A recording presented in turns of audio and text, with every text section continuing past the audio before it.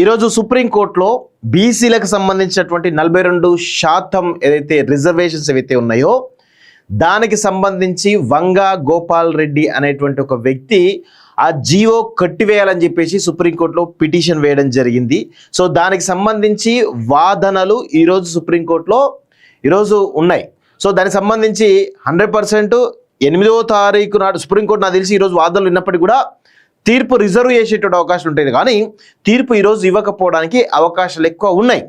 కానీ ఇక్కడ విషయం ఏంటి అంటే ఫస్ట్ వీళ్ళు ఏం చేశారు, సుప్రీంకోర్టుకు వెళ్ళడం జరిగింది. ఈ రెడ్డి కాంగ్రెస్ సంబంధించినటువంటి వాళ్ళందరూ కూడా రెడ్డి కాంగ్రెస్ అది 100% ఇది ఒక తెలంగాణలో ఉన్నటువంటి తెలంగాణ ప్రదేశ్ కాంగ్రెస్ కమిటీ కాదు, ఇది రెడ్డి ప్రదేశ్ కాంగ్రెస్ కమిటీ. గుర్తుపెట్టుకోండి, ఇది రెడ్డి ప్రదేశ్ కాంగ్రెస్ కమిటీ. ఇప్పుడు మనం జనరల్గా ఏమంటాం, టీపీసీసీ అంటాం, అంటే తెలంగాణ ప్రదేశ్ కాంగ్రెస్ కమిటీ. కానీ ఇది తెలంగాణ ప్రదేశ్ కాంగ్రెస్ కమిటీ కాదు, ఇది ఓన్లీ ఆర్పిసిసి అంటే రెడ్డి ప్రదేశ్ కాంగ్రెస్ కమిటీ. ఎందుకు అంటే ఇక్కడ ఉన్నటువంటి బడుగు బలహీన వర్గాలు దాదాపు 56% ఉందని చెప్పేసి ఒక రిపోర్టు. సరే అది ఇంకెక్కువనే ఉంటారు అనుకోండి, కానీ ఒక సమగ్ర కుటుంబ సర్వే ద్వారా జనగణన ద్వారా ఈరోజు కాంగ్రెస్ ప్రభుత్వం, రెడ్డి కాంగ్రెస్ ప్రభుత్వం ఆల్రెడీ చెప్పడం జరిగింది. వాస్తవంగా ఎంత బీసీలు 56% అని చెప్పేసి అన్నారు. సో దానికంటే ముందు ఈ రెడ్డి ప్రదేశ్ కాంగ్రెస్ కమిటీ మేనిఫెస్టోలో టీపీసీ మేనిఫెస్టో కాదు, అది రెడ్డి ప్రదేశ్ కాంగ్రెస్ కమిటీ మేనిఫెస్టో 2023 డిసెంబర్లో వాళ్ళు ఏం చెప్పారు, బీసీ కులగణ బీసీలకు సంబంధించినటువంటి దానిలో లోకల్ బాడీ ఎలక్షన్స్లో 42% రిజర్వేషన్ ఇస్తాం, అదేవిధంగా దీనిలో బీసీ ఉపవర్గీకరణ చేస్తామని చెప్పేసి చెప్పడం జరిగింది. సో మరి ఒక దేశంని 50 ఏళ్ళు పాలించినటువంటి పార్టీ, 50 ఏళ్ళకు పైగా పాలించినటువంటి పార్టీ, దేశాన్ని 50 ఏళ్ళు పైగా పాలించింది, ఈ ఉమ్మడి ఆంధ్రప్రదేశ్ 50 ఏళ్ళుగా పాలించడం జరిగింది. సో వాళ్ళకు ఒక అద్భుతమైనటువంటి ఎక్స్పీరియన్స్ అయితే ఉంది ఈ పార్టీకి. సో అలాంటి రెడ్డి ప్రదేశ్ కాంగ్రెస్ కమిటీ ఏదైతే ఉందో, మరి వీళ్ళు 42% రిజర్వేషన్ మేనిఫెస్టోలో పెడతామన్నప్పుడు దానికి సంబంధించి ఏమైనా నిజమైన లోతైనటువంటి చర్చ చేశారా, అది సాధ్యమా కాదని లోతైన చర్చ చేశారా, ఏ విధంగా బీసీలకు 42% ఇస్తాను ఏ విధంగా హామీ ఇచ్చిరు, ఒకటి ప్రశ్న. రెండోది, ఇక్కడ సరే బీసీలు గొర్రెలు కదా, బీసీలు అమాయకులు కదా, ఏ చెప్పినా ఇంటర్ అనుకొని ఇచ్చిర్రా, లేకపోతే మీకు చిత్తశుద్ధి ఉండి ఇచ్చిర్రా? ఇది రెడ్డి ప్రదేశ్ కాంగ్రెస్ కమిటీ స్పష్టం చేయాలి. రెడ్డి ప్రదేశ్ కాంగ్రెస్ కమిటీ 100% స్పష్టం చేయాలి. ఇది తెలంగాణ ప్రభుత్వం కాదు, ఇది మనం తెలంగాణ ప్రభుత్వం అంటాం కదా, తెలంగాణ ప్రభుత్వం కాదు, ఇది రెడ్డి ప్రభుత్వం. ఇది తెలంగాణ తీసేయండి దయచేసి, తెలంగాణ తీసేసి రెడ్డి ప్రభుత్వం పెట్టుకోండి. అదేవిధంగా ఇటు టీపీసీ తీసేసి ఆర్పిసిసి పెట్టండి, రెడ్డి ప్రదేశ్ కాంగ్రెస్ కమిటీ పెట్టండి.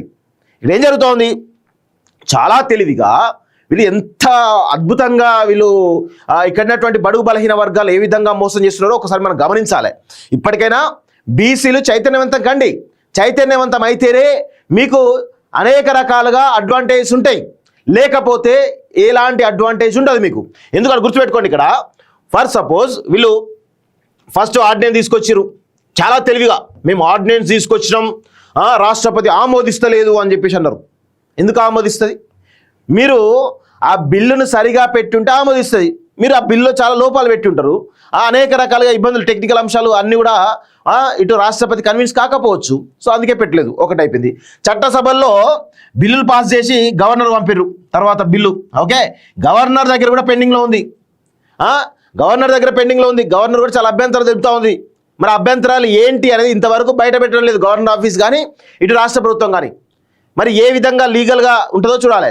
సో ఇవన్నీ ఇవి ఎట్లాగూ పాస్ కావని తెలిసి ఇవి ఎట్లాగూ పాస్ కావద్దు అని చెప్పేసి కూడా చాలా స్పష్టంగా వాటిలో అన్నిట్లలో టెక్నికల్ అంశాల్లో లోపభూయిష్టంగా పెట్టేసి వీటిని పాస్ చేసేసి పంపించడం జరిగింది.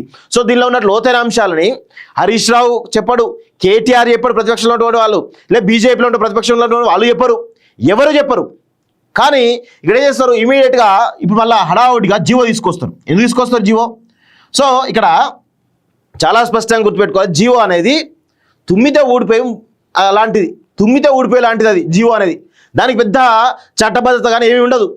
అసలు విషయం ఏంటంటే మేము ఆశ్చర్యకరం, ఇలా రెడ్డి లాబీ ఎంత డేంజర్గా ఉంటుంది, ఈ అగ్రకుల దుర్మార్గులంతా కూడా ఎంత డేంజర్గా ఉంటారో ఒకసారి మీకు చెప్పేటువంటి ప్రయత్నం చేస్తా.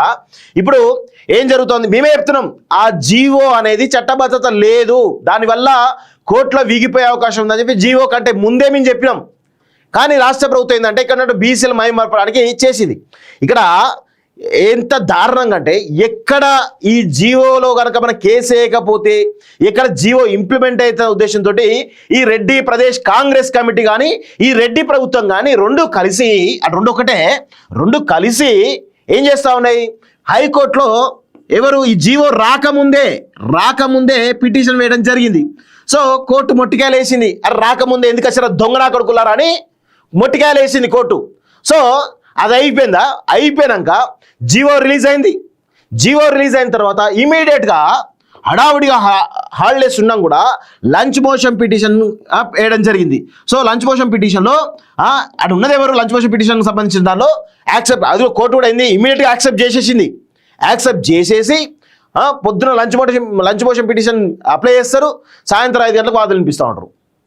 ఓకే, సో దీనిలో చూడండి ఎంత దారుణంగా ఉంటుందంటే జడ్జి విజయసేన రెడ్డి చూడండి, ఈయన రెడ్డి జడ్జి రెడ్డి, అందులో ఇంకొక బీసీ ఉన్నాడు, ఆయనకి మాట్లాడే స్కోప్ లేదు. ఇప్పుడు అడ్వకేట్ జనరల్ ఎవరు, రెడ్డి సుదర్శన్ రెడ్డి, పిటిషన్ తరపున న్యాయవాది ఎవరైతే ఉన్నారో అడ్వకేటు ఆయన రెడ్డి, ఆయన మయూర్ రెడ్డి అదే పేరుంది. పిటిషన్ ఎవరున్నారు, రెడ్డి. ఇంతమంది రెడ్లు ఉన్న తర్వాత ఇక మీరు ఎక్కడ అది హైకోర్టులో ఏ విధంగా ఇది చెల్లుబాటు అవుతుంది? ఇంతమంది రెడ్లు, ప్రతిపక్షంలో 6 రెడ్లే ఉంటారు, అధికార పక్షంలో 6 రెడ్లే ఉంటారు. అంటే పిటిషన్ తరపు న్యాయవాది రెడ్లే ఉంటారు, గవర్నమెంట్ తరపున వాదించే అడ్వకేట్ జనరల్ రెడ్డే ఉంటాడు. అదేవిధంగా అసలు ఆ జడ్జి పొజిషన్లో కూర్చున్నటువంటి న్యాయవాది కూడా రెడ్డే ఉంటాడు. ఇక మరి ఎక్కడ ఈ జీవో పైన ఏ విధంగా కొట్టుకుపోతే చెప్పండి? 100% కొట్టుకుపోతే మేమే చెప్తున్నాం. మీరు చాలా తెలివిగా చాలా రకాలుగా దీన్ని మైమార్పించే ప్రయత్నం చేస్తూ ఉన్నారు. 100% అందరూ గుర్తుపెట్టుకోవాల్సిన విషయం ఇది. చాలా విషయం ఎంత దారుణంగా ఎంత దుర్మార్గంగా బీసీలను అనగదొక్కుతున్నారో, బీసీలను ఏ విధంగా ఓట్ల కోసం వాడుకుంటున్నారో ఈ ఆర్పిసిసి చెప్పాలి, రెడ్డి ప్రభుత్వం చెప్పాలి. ఎంతమంది అంటే ఆర్థిక వనరులు ఉన్నాయి కదా, ల్యాండ్ బ్యాంక్ మా దగ్గర ఉంది కదా, మేము ఏదైనా చేయగలుగుతాం కదా, గ్రామాల్లో మేము చెప్పి మేము దొరలం కదా, మేము పటేళ్ళం కదా, మేము రెడ్లం కదా అని అనుకొని వీళ్ళు ఏదైతే చేయాలో కూడా చేస్తున్నారు. సో తెలంగాణ సమాజం ఖచ్చితంగా, ముఖ్యంగా బీసీ ఎస్సీ ఎస్టీ వర్గాలు ఖచ్చితంగా గ్రహించాల్సిన అవసరం అయితే ఉంటుంది. ఖచ్చితంగా గ్రహించాలి. ఈ దుర్మార్గులు చేస్తున్నటువంటి ఏదైతే అనగదొక్కుతున్నటువంటి విధానం ఏదైతే ఉందో తరతరాలుగా అదే జరుగుతూ ఉంది. ఇంకా చదువుకున్న వాళ్ళం, ఇంకా సమాజం గురించి శోధన చేసిన వాళ్ళం, తెలిసిన వాళ్ళం కూడా ఇంకా వెనకడుగు వేస్తే చాలా ప్రమాదం భవిష్యత్తులో ఉంటుంది. ఇప్పటికే చాలా ప్రమాదం జరిగింది, ఇంకా ఆ ప్రమాదం ఇంకా ముందు ఇంకా పెద్ద ఎత్తున ఉండే అవకాశం ఉంది. సో బీసీ సమాజం ఖచ్చితంగా మేల్కోవాలని చెప్పేసి కూడా ఈరోజు నేను కోరుతా ఉన్నాను. ఇది బీసీలకు సంబంధించినటువంటి ఈరోజు సుప్రీంకోర్టులో నేను చెప్తున్నాను కదా. ఇప్పుడు ఏమైతుంది, లంచ్ మోషన్ పిటిషన్ అయిపోయింది, అది 8వ తారీఖు నాడు జడ్జిమెంట్ తీర్పు రిజర్వ్ చేసింది ఎవరు, హైకోర్టు. సో ఇక్కడ ఎంత తెలియదు అంటే హైకోర్టులో మేమే చెప్తున్నాం, కోర్టు అది 8వ తారీఖు నాడు వీగిపోవడానికి అవకాశం ఎక్కువ ఉందని మేమే చెప్తున్నాం కదా. సో వాళ్ళు అది కూడా జీవో ఎట్లాగో అది చట్టబద్ధత లేదని చెప్పేసి చెప్పినప్పటికీ హైకోర్టులో అదేసినప్పటికీ దీన్ని కూడా ఇక్కడేమన్నా ఇక్కడేమన్నా మరి ప్రజలందరూ కూడా మెజారిటీ ప్రజలు ఉన్నారు కదా, ఏమన్నా తీర్పు అటేటని చెప్పేసి సుప్రీంకోర్టులో పిటిషన్ వేయడం జరిగింది. సుప్రీంకోర్టులో ఈరోజు వాదనలున్నాయి. అంటే కోర్టులలో చూడండి, ఒక సామాన్యుడేమో ఒక బీసీఓ లేకపోతే ఒక ఎస్సీఓ ఒక ఎస్టీఓ పిటిషన్ వేస్తే అది బెంచ్ మీదకి రావడానికే నెలల రోజులు పడుతుంది. అలాంటిది వీళ్ళు పిటిషన్ వేసిన ఎంబడే బెంచ్ మీదకి వస్తుంది. జడ్జి అటు ప్రతివాదులుగా గవర్నమెంట్ని, అదేవిధంగా స్టేట్ ఎలక్షన్ కమిషన్ ప్రతివాదులుగా చేసి వాళ్ళని కూడా వాదనలు నింపి అని చెప్పేసి ఈరోజు రేపు డేట్ ఎంత, ఇలా 6 అంటే రేపు 7 అవుతుంది. సో 7వ తారీఖు నాడు అంటే ఇలా 6వ తారీఖు ఇలా వాదనలు నింపి అని చెప్పేసి చెప్తా ఉన్నారు. సో హడావుడిగా ఏం చేస్తూ ఉన్నారు, ఇప్పుడు వీళ్ళ డబ్బులు కావు కదా, ఇప్పుడు పెద్ద అడ్వకేట్లను పెట్టేసి ఏదో చేసేట మభ్యపెట్టే ప్రయత్నం చేస్తున్నారు. సో ఇదంతా కేవలం ఒక డ్రామా, బీసీలను మభ్యపెట్టేటువంటి ఒక డ్రామా చేస్తున్నారు తప్ప ఏదీ లేదు. సో ఇప్పుడు నేను ఒక క్వశ్చన్ అడుగుతా ఉన్నాను, ఈ రెడ్డి ప్రదేశ్ కాంగ్రెస్ కమిటీని నేను ఒక క్వశ్చన్ అడుగుతా ఉన్నాను. మీరు ఇది కాంగ్రెస్ పార్టీయా రెడ్డి రాహుల్ గాంధీ కోసం ఈరోజు రాహుల్ గాంధీ ఏదైతే ఎజెండా తోటి ఒక చిత్తశుద్ధితోటి 50 సంవత్సరాలు 70 సంవత్సరాల స్వతంత్ర భారతంలో కాంగ్రెస్ పార్టీ కూడా ఇక్కడ ఉన్నటువంటి బీసీల లెక్కలు తీయలేదు, జనాభా కులగణన చేయలేదు, దాని ప్రకారం మేము రిజర్వేషన్ కల్పిస్తామని చెప్పి పలుమార్లు ఆవేదన చెంది మా తప్పు కూడా జరిగింది అని చెప్పేసి తప్పు ఒప్పుకొని మేము అలా తప్పు ఇంకా రిపీట్ చేయమని చెప్పేసి కూడా ఆయన స్పష్టంగా చెప్పి దాని ప్రకారం ముందుకెళ్తా ఉంటే వీళ్ళు అసలు ఈ తెలంగాణ రాష్ట్రంలో ఎంత దారుణంగా అంటే మేము రాహుల్ గాంధీ ఎజెండాను ఇంప్లిమెంట్ చేస్తున్నామని చెప్పేసి బయటికి చెప్తున్నప్పటికీ కూడా వెనకాల మాత్రం రెడ్డి ఎజెండాతోటే పోతున్నట్టు చాలా స్పష్టంగా కనబడతా ఉంది. ఈరోజు నేను ఈ ప్రదేశ్ కాంగ్రెస్ కమిటీ టీపీసీసీ అవుతుందో మీరు రాహుల్ గాంధీ ఆదేశాల మేరకు పనిచేస్తారా? సరే, ఇప్పుడు నేను ఆర్పీసీసీ అని చెప్పేసిన, కానీ ఒకసారి అనుకుందాం టీపీసీసీ అనుకుందాం. ఇప్పుడు మీరు రాహుల్ గాంధీ వైపా లేదంటే రెడ్ల వైపా తేల్చుకోవాల్సినటువంటి అవసరం మీ పైన ఉంది. మీరు తెలంగాణ ఉద్యమంలో 2 నాలుకల ధోరణితో వ్యవహరిస్తేనే మీరు తెలంగాణ రాష్ట్రం సోనియా గాంధీ ఇచ్చినప్పటికి కూడా మిమ్మల్ని ఈ రాష్ట్రంలో తెలంగాణ ప్రజలు 10 సంవత్సరాలు తిరస్కరించారు.